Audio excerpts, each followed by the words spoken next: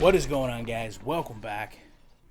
So soon, man. So soon I have to revisit this. So much communication in our community regarding this. I was blown away. I love having this dialogue with you guys.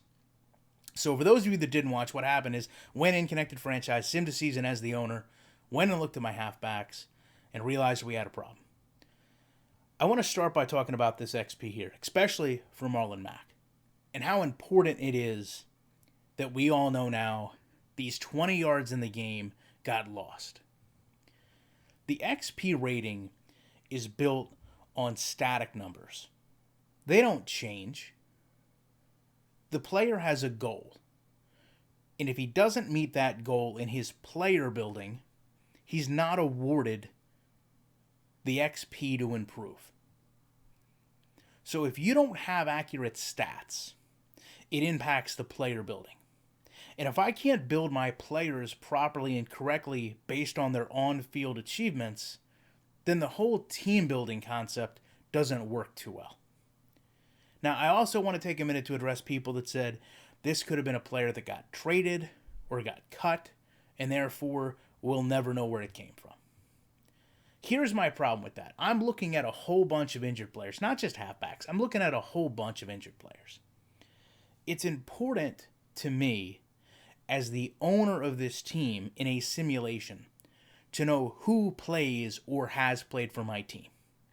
Because next year, let's say this happens again, I should be able to go out to the free agency and make an educated choice of who I want on my team.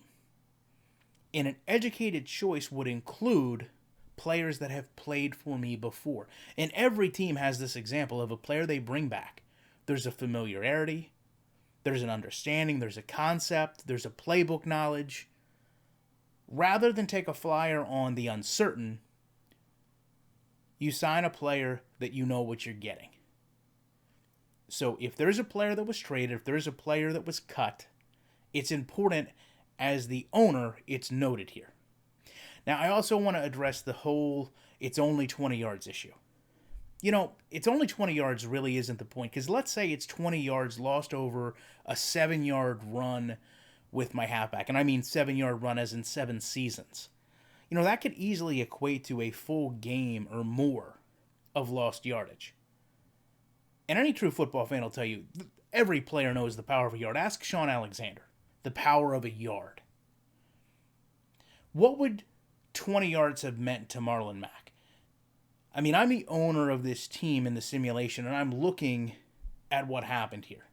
I didn't watch the games. I can't go back and look at them. I simulated them. I can only look at these stats to judge who should be the starter or who I need to go with. Those 20 yards would have put Mack over 500 yards for the season. I'm looking at these numbers, and I'm extrapolating that he was the goal line back. His longest run was 8 yards, and he ran for 14 touchdowns. Which means despite usually lining up with a much shorter distance, he nearly doubled Frank Gore's production on 100 less carries. Now, a lot of you are making the logical conclusion that I should let Frank Gore go or Frank Gore is going to retire, and that's very true. But what you're overlooking is the fact that I may not know that. Frank Gore may not be the other player in 5 years. I may be looking at a player that wants twice as much money. And I don't know if he's giving me twice as much production. It may be a Willis McGahee, Travis Henry situation. At the end of the day, we're talking about simulation football. We're talking about a very easy calculation to make. What was the total yards ran? How much did each halfback run? If we can't get that right, and that's a pretty simplistic thing, how in the world are we going to get something like half sacks right, assisted tackles, yards after contact? That's the bigger problem here. I'd love to know what you guys think about this. I appreciate you watching this video, and you know I'll be back very soon with more commentary.